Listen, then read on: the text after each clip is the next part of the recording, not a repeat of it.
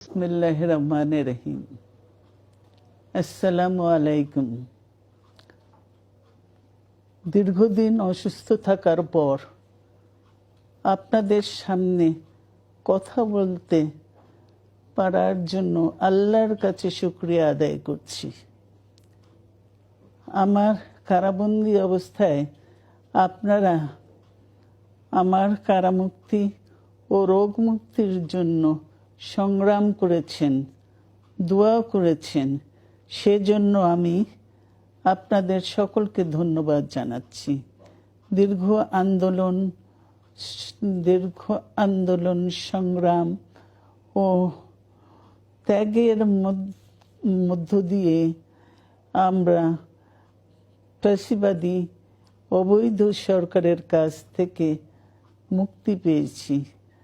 আমি আন্তরিক ধন্যবাদ জানাতে চাই আমাদের বীর সন্তানদের, যারা মরণপণ সংগ্রাম করে এই অসম্ভবকে সম্ভব করেছে। শত শত শহীদদের জানাই শ্রদ্ধা।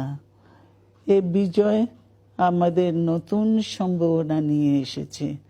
দীর্ঘদিনের নজিরবিহীন দুর্নীতি,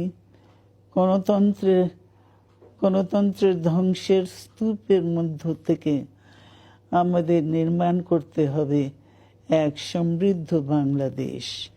ছাত্র তরুণরাই আমাদের ভবিষ্যৎ।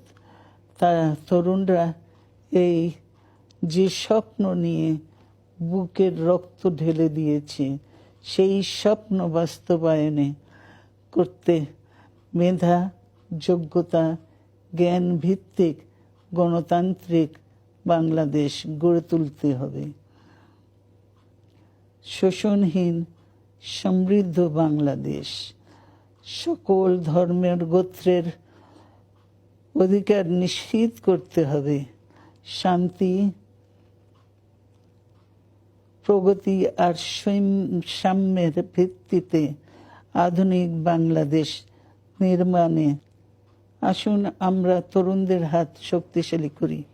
ধ্বংস নয়, প্রতিশোধ নয়, প্রতিহিংসা নয়, ভালোবাসা, শান্তি ও জ্ঞান ভিত্তিক সমাজ গড়ে তুলি। আল্লাহ হাফেজ।